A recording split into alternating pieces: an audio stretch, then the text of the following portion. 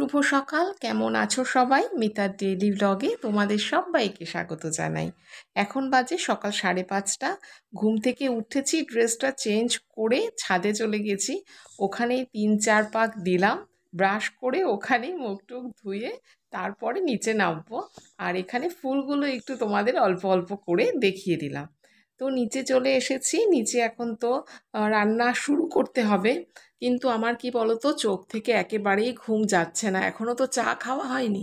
নীলাদ্রি ঘুম থেকে উঠে গেছে, উঠে ও ফ্রেশ হয়ে নিয়ে মেয়ে আজকে স্কুলে যাবে। আজকে তো 5 সেপ্টেম্বর শিক্ষক দিবস, সেই জন্য স্কুলে যাবে। তো ওর জামাটা আয়রন করা হয়নি, সেই জামাটা আয়রন করতে বসেছে। তো আয়রন করার পর তারপর আমি চা বসাবো। আমার মেয়ে যেহেতু ক্লাস 12-এ পড়ে, তো এ বছরই স্কুল জীবনের শেষ বছর, যেটা ওরা শিক্ষক দিবসের জন্য যে উদযাপন করছে, এটাই শেষ বছর।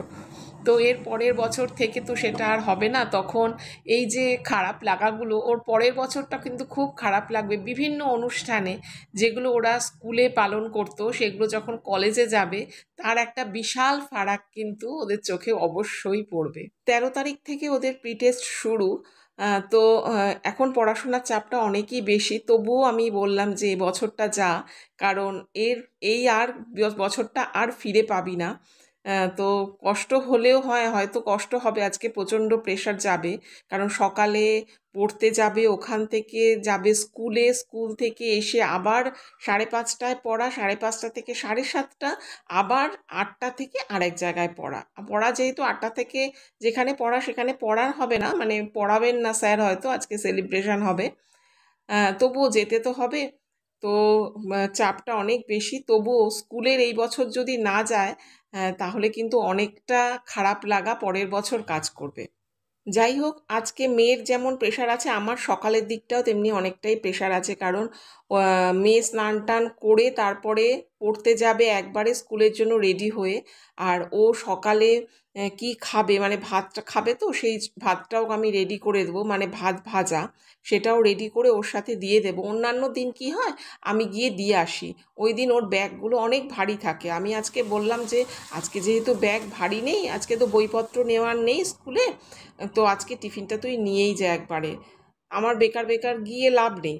তো ও ও নিয়ে যাবে টিফিনটা, সেই জন্য আমার নীলাদ্রির খাবারও করতে হবে, প্লাস ওর টিফিনটাও করতে হবে। মানে বুঝতে পারছো, 6:15টার মধ্যে আমার সমস্ত কিছু কমপ্লিট করে ফেলতে হবে। যাই হোক, সমস্ত কিছুই তাড়াতাড়ি করে কমপ্লিট করলাম। তাছাড়া ভিডিও কিন্তু আজকে আমি করেছি, সুতরাং ইচ্ছে থাকলে কিন্তু উপায় অবশ্যই হয়। এখানে দেখো আমি করে ফেললাম হচ্ছে কফির তরকারি। ভাবছিলাম কি জানো তো, উচ্ছে সেদ্ধটা কি যেন দিতে পারবো কি না, কারণ প্রতিদিনই তো ওকে উচ্ছে সেদ্ধটা দিচ্ছি। আহ, তো যাই হোক, আমি কিন্তু দিতে পেরেছি। কফির তরকারি হয়ে গেছে। আর ভাতটা তো 1 ফুট দিয়ে পাশের গ্যাসে রেখে দিয়েছি। আর ওই যে দেখছো ভাতের ওপরে একটা বাটি দিয়ে ঢাকা দেওয়া, ওটা কালকে পেঁপের তরকারি, নীলাদ্রি কালকে রাত্রে খায়নি, তো পেঁপের তরকারিটা রেখে দিয়েছিলাম, সেটা এখন ওই হাঁড়ির ওপরে দিয়ে রাখছি গরম হওয়ার জন্য। এই দেখো, তোমাদের সাথে কথা বলতে বলতে আমার কিন্তু মাছের ঝোল হয়ে গেছে, পেঁপের তরকারিটাও নামিয়ে ফেলেছি, আর কফির তরকারিও নামিয়ে ফেলেছি। এরপরে নীলাদ্রি মেয়েকে দিয়ে এসেছে, ও অফিসে চলে গেল, আমি চলে আসলাম ছাদে। ছাদে এসে গাছে জলগুলো দিয়ে দিচ্ছি, একবারেই কমপ্লিট করছি। কারণ এরপরে যদি রোদটা বেশি উঠে যায় না, খুব কষ্ট হয়। সেদিনও রোদটা খুব উঠে গিয়েছিল, তবে আজকে অতটা রোদ নেই। আমি যখন ছাদে জল দিচ্ছিলাম না, অতটা রোদ ছিল না। আর এখানে দেখো, আমার পাশের বাড়ি অনেকগুলো, 2টো না 3টের মতো নারকেল গাছ ছিল, সেটা কেটে ফেলেছে। এর ফলে কি হয়েছে বলো তো, আমাদের ছাদ থেকে একদম রেল লাইনটা অনেকটা দূর পর্যন্ত দেখা যাচ্ছে। ট্রেনগুলো যখন আসছে না, আমি মাঝে মাঝে মানে দেখছি যে অনেকটা পর্যন্ত এই জায়গায় অনেকগুলো, মানে 2-3টে নারকেল গাছ কেটেছে। আর এইখানে দেখো আমার ছাদে জল দেওয়া হয়ে গেছে। আর এই যে পায়রা, সাদা পায়রাটা দেখো, ওই যে জল দিয়েছি, জলটা যে যাচ্ছে ওই জলটা খাবে, জানো তো। আমরা বাটি করে জল দিয়ে রাখতাম, সেই জল ওনার কাক টাক ওরা কেউ খেত না। এই যে আমি জল দেব, আমি বা নীলাদ্রি যেই জল দিই না কেন ছাদে, ওই জলটা যে গড়িয়ে যাবে ওটাই ওরা খাবে। যাই হোক, তারপর থেকে আর আমরা বাটি করে জল দেওয়া বন্ধ করে দিয়েছি, কারণ ওরা খায়ই না। আর বর্ষাকালে জমানো জলও তো ঠিক না। আর এখানে দেখো নিচে চলে এসেছি, আর এই যে আমার হাত থেকে এয়ারপডটা পড়ে গেছে। তো এখন বিছানাটাকে টান টান করে পেতে নিচ্ছি। এসে কিন্তু এক ফোঁটাও বিশ্রাম করিনি, ভাবছিলাম চা খাবো, তারপরে ভাবলাম যে দরকার নেই, আগে তাড়াতাড়ি করে কাজগুলো সমস্ত কমপ্লিট করিনি, কারণ বিকেলের রান্নাও হয়নি। এখন তো সকালেই জেনারেলি চেষ্টা করি বিকেলে রান্নাটা করে রাখার, সেই জন্য তাড়াহুড়ো করেই করছি। আর বসলেই কি হবে, ফোনটা নিয়ে বসবো তো, তাহলে দেখবো কোন সময় মানে নিমেষের মধ্যেই আধ ঘন্টা কেটে যাবে। সুতরাং ফোন না নিয়ে বসে আগে ঘরের কাজকর্ম সমস্ত করে তারপর ফোন নিয়ে বসবো। এই তো বিছানাটাকে আমার টান টান করে পাতা একদম কমপ্লিট হয়ে গেল। বিছানাটা ঝাড় দিয়ে ঘরের যে ক্লিনিংগুলো আছে সেইগুলো আমি করে ফেলেছি, ওগুলো আজকে অফ ক্যামেরাই করেছি, আজকে আর তোমাদের সাথে শেয়ার করিনি। তো এগুলো সমস্ত করে রান্নাঘরে গিয়ে রাতের মাছের ঝোল আর আমি ঘাটি কচু সেদ্ধ সেটাও করে ফেলেছি। এবার টুকটাক যা বাসন হয়েছিল সেই বাসনগুলো এখন মেজে রাখলাম। এবার গ্যাসটাকে পরিষ্কার করে একদম যে টাইলসগুলো আছে সেই টাইলসগুলো ভালো করে মুছে টুছে রান্নাঘর পরিষ্কার করে চলে যাব স্নানে।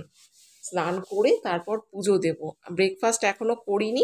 মাঝে মা একবার ফোন করেছিল, মাকে বললাম যে আমি তোমাকে পুজো টুজো দিয়ে তারপরে বসে তারপরে কথা বলবো। এখন যদি মার সাথে কথা বলতে যাই না তাহলে অনেক সময় চলে যাবে, তো সেটাই ভালো হবে যে একদম আমি কাজটা সেরে তারপর মার সাথে কথা বলতে বসি, তাহলে অনেকক্ষণ ধরে কথা বলতে পারবো। আর যদি এখন বসি তাহলে ওই টুকটা কেমন আছো এইটুকানি বলেই ফোন ছেড়ে দিতে হবে, কারণ এই কাজের চিন্তাগুলো থাকে।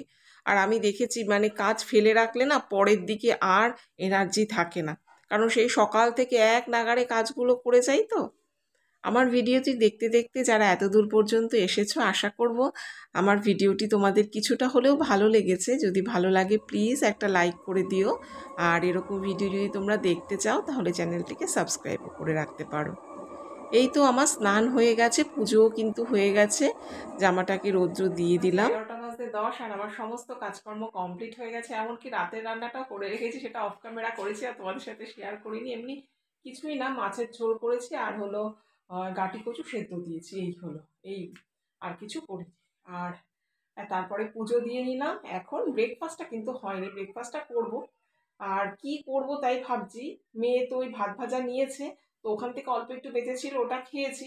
আর এখন ভাবছি যে চা নেব, আর পাউরুটি আছে, তো পাউরুটি আর চা নিয়ে নেবো, চায়ে দিয়ে ভিজিয়ে ভিজিয়ে পাউরুটিটা খাবো। তো চলো ব্রেকফাস্টটা করে নিই, আবার তোমাদের সঙ্গে দেখা হচ্ছে একদম লাঞ্চ টেবিলে। সমস্ত কাজ শেষ, মনটা একদম ভীষণ খুশি হয়ে গেছে। আর এখন এই যে নিয়ে নিয়েছি চা আর হচ্ছে পাউরুটি, ভিজিয়ে ভিজিয়ে খাবো। কারা কারা এটা খেতে ভালোবাসো? তোমাদের সাথে দেখা হচ্ছে লাঞ্চে। এখন বেজে গেছে 3:05, আর মেয়ে আসলো 2:45। আসার পরই না ওকে খাইয়ে দিয়েছি। সকালে যে ভাত ভাজা ওকে দিয়েছি খেতে পারিনি, মানে ওই টিচার্স ডে উপলক্ষে ওরা সব কেক কেনা টেক কেনা এইসব সব করতে গিয়ে, সেলিব্রেশন হতে গিয়ে আর খেতেই পারিনি। একটু বিস্কুট টিস্কুট কেক টেক খেয়েছে, ওটা নিয়ে এসেছে। এখন আমি আবার বললো আমি এটাই খাবো, তো ওটাই খাইয়ে দিলাম, সঙ্গে কফির তরকারিও দিলাম, কারণ কফিটাও ভালো খায়। কফির তরকারি দিলাম, মাছ দিলাম, দিয়ে খাইয়ে দিলাম। সকাল থেকে একেবারেই না খাওয়া। আর আমি এখন খেতে বসে পড়েছি। কফির তরকারি মাছ তো নিয়েছি, তার সাথে নিয়েছি এই যে ডাল শুকনো করে নিয়েছি। এই ডালটা কালকে করেছিলাম রাত্রিবেলা আর কি, তো অনেকটাই বেঁচে গিয়েছিল, তো ভাবলাম একটু শুকনো করে ডাল নিয়ে নিই, অনেক দিন খাই না এই ডালটা। এই ডালটা দিয়ে আমার খাওয়া হয়ে যায়, জানো এত ভালো লাগে খেতে। একটু তেঁতুল দিলে আরও বেশি ভালো লাগে। আগেও বলেছি তোমাদের, আবার বললাম। তো চলো বন্ধুরা, আজকের মতো ভিডিওটা এখানেই শেষ করছি। সবাই ভালো থেকো, সুস্থ থেকো, সাবধানে থেকো। Tata, by.